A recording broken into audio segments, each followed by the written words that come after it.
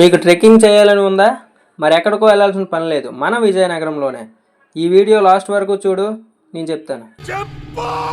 విద్యుత్ stadium back side నుంచి అయితే ఈ రూట్ ఉంటుందండి. ఆ కనబడుతున్న కొండే మనం ఎక్కాలి. ఇక్కడ వైట్ పెయింట్స్తో డైరెక్షన్స్ ఉంటాయి. ఇది శివాలయం తీసుకెళ్తుంది. ఆ శివాలయం అనేది ఆ కొండ కిందనే ఉంటుందండి. ఇదే మా బ్యాచ్, ఇదేనండి ఆ గుడి.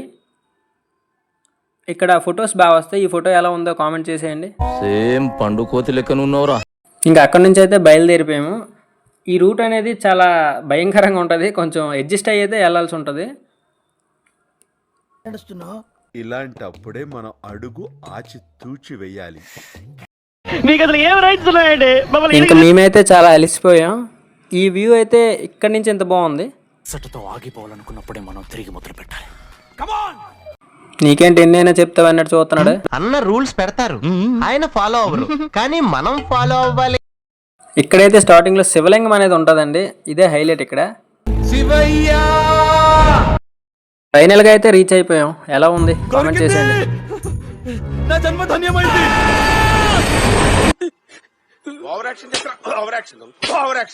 రాక్ ఆన్ బ్రో అంది సెలవు రోజు గడిపేత ఆగి చూసి ఆహా వావ్.